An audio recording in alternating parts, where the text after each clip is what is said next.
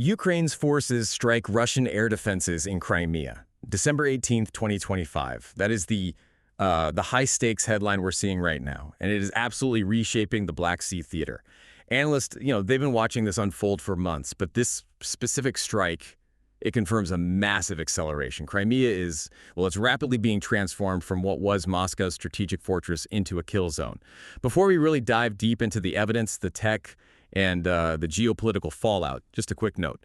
Subscribe to Defense Reports, your go-to source for timely, in-depth military and defense reports. I'm Alex. Join me with Ari in the latest Deep Dive by Defense Report for a sharp, no-nonsense breakdown of the latest in global defense news, military technology, and strategic developments. And today we're going to cover the systematic dismantling of Russia's most important defensive barrier in the region. We're talking about its integrated air defense system, the IADs in occupied Crimea. That's right. That's our mission today. We are analyzing this recent sustained long-range strike campaign, and it has just fundamentally altered the strategic calculus of the Black Sea. We've synthesized claims from Ukrainian intelligence, we're talking HUR and SBU, and we've paired that with open source analysis from the ISW and, reporting from outlets like Kyiv Independent. And the picture that emerges, it's not just about tactical success, it's really one of strategic erosion. It challenges Russia's entire concept of anti-accessory denial, their whole A2AD bubble. And just to hook you in right away, let's share some of the most impactful details we've uncovered. Yep. This isn't small localized damage we're talking about.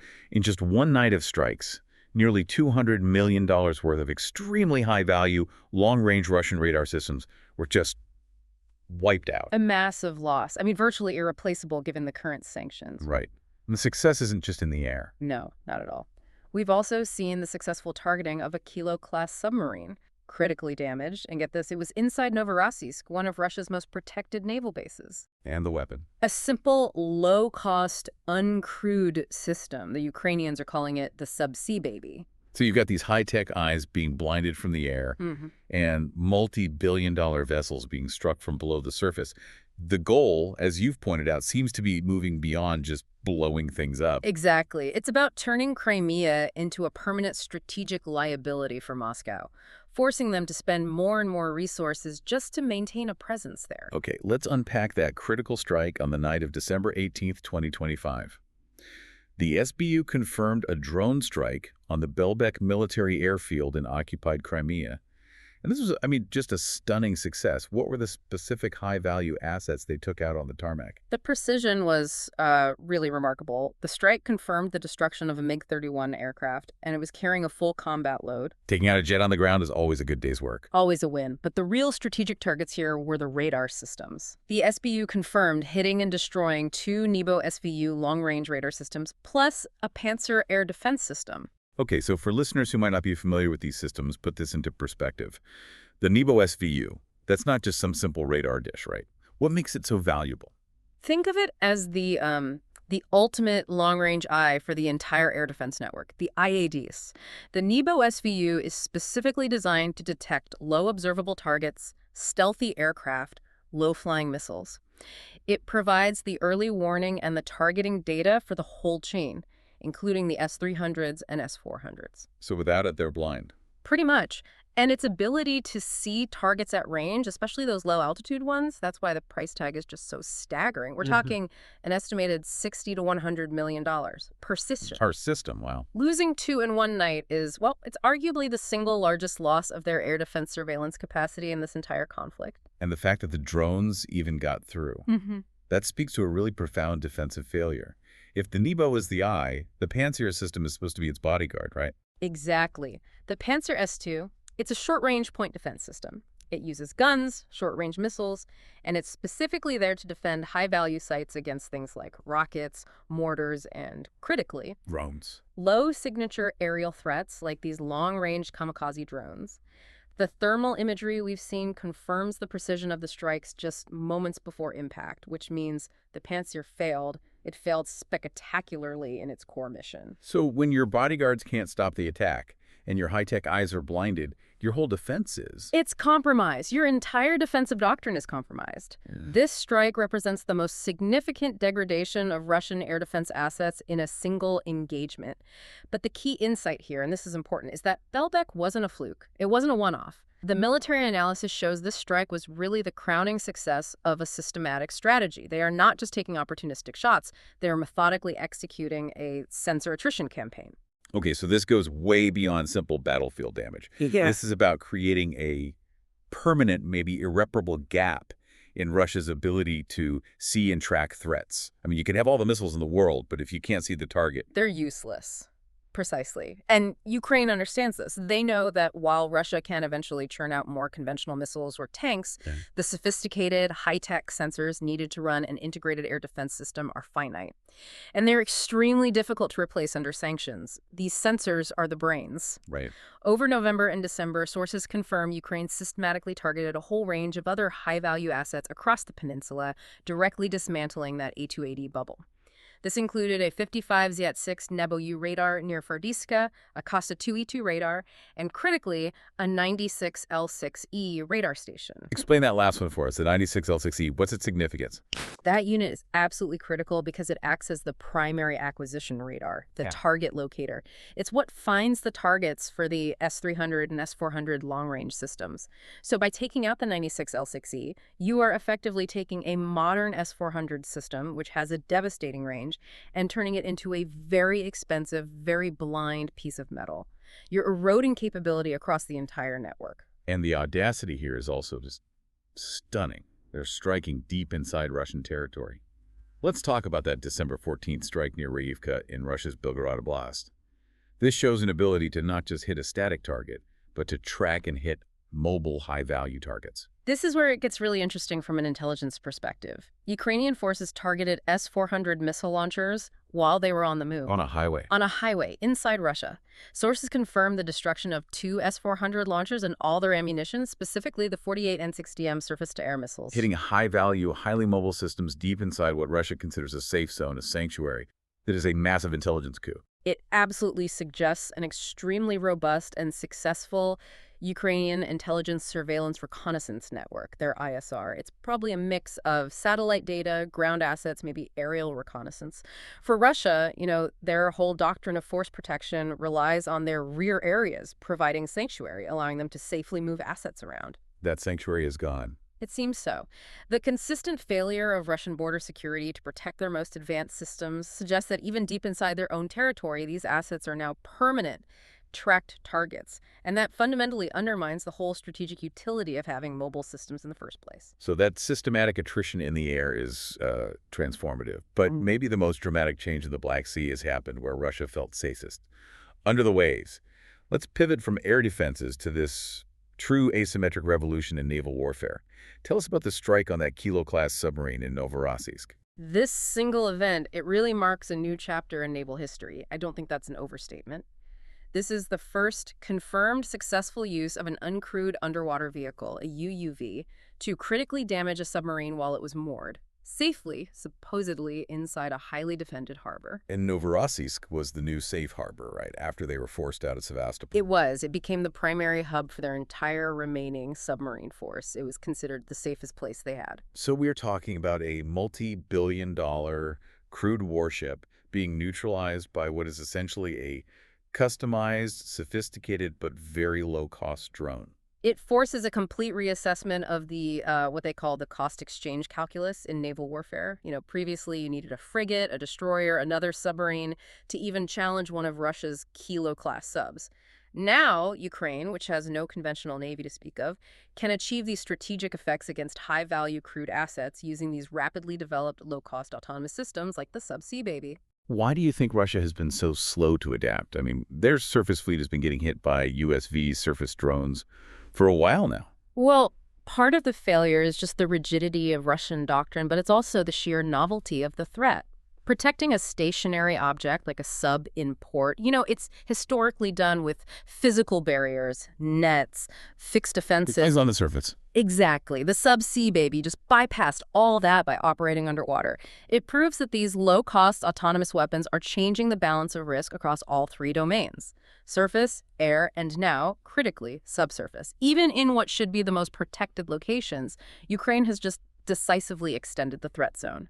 So all of these successful strikes, right, the loss of hundreds of millions of dollars in this finite high-tech equipment, It raises a really critical question. Why is Russia just absorbing these rising costs and continuing the war? We've seen the tactical map shift for sure, but strategically, Putin remains committed to his theory of victory. Exactly, and that theory is based on a simple premise, that Russia's larger military-industrial base and its massive resource reserves can just outlast the political will of the West and the physical capacity of Ukraine.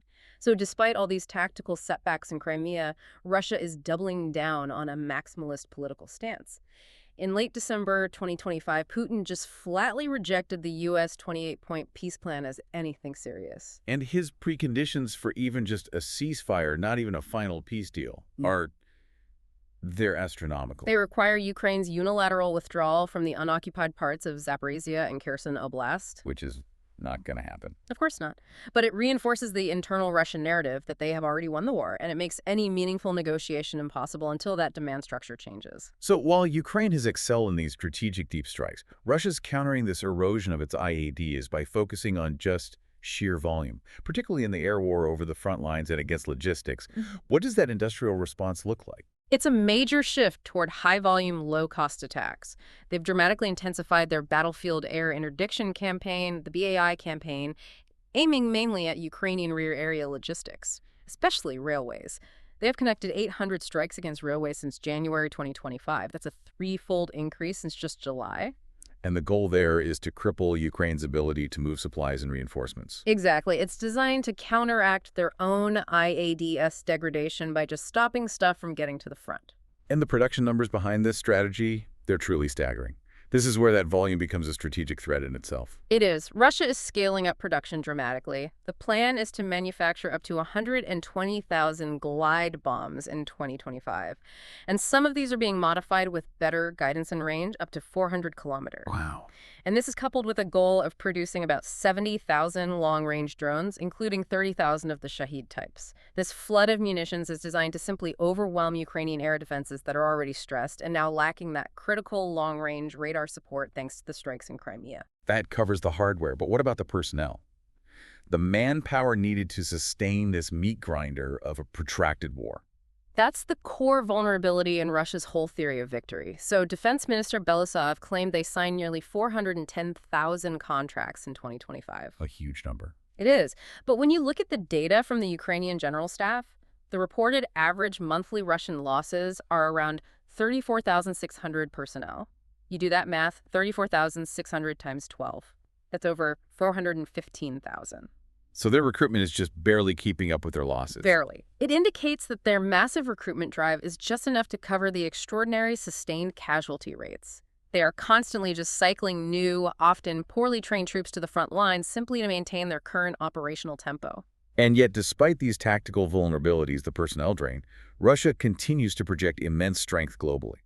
And they often rely on nuclear posturing to deter any further Western involvement. It's the essential diplomatic and psychological countermove. It's meant to cover for the tactical failures.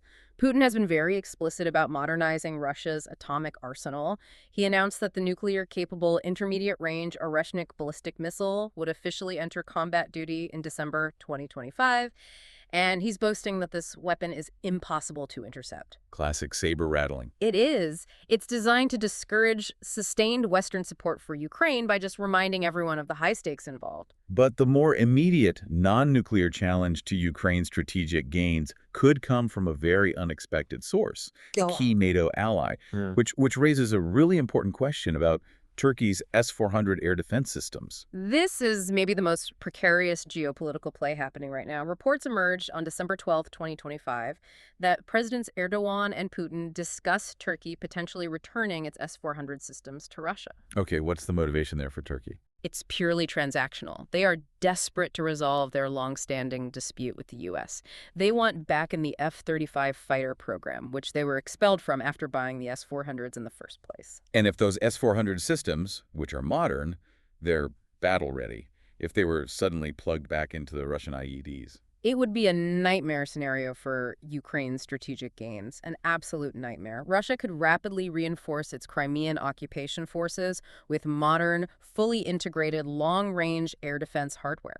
This influx of high-capability systems could just swiftly plug the gaping sensor holes that Ukraine has worked so hard to create by destroying those Nebo radars, Potentially reversing all this momentum. potentially reversing the entire momentum of the attrition campaign. The deployment of these S-400s would directly threaten Ukraine's ability to conduct long-range strikes over the Black Sea, making this a critical variable to watch. So, what does this all mean for you, the listener?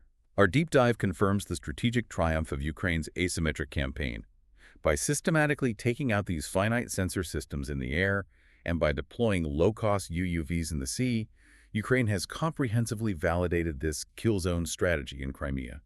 They've successfully transformed the peninsula into a massive military and economic liability for Moscow. And the profound implication here is really found in the resource depletion. Russia's losses, we're talking hundreds of millions of dollars in highly specialized, finite radar equipment, damaged submarine hulls, these cannot just be replaced on an assembly line.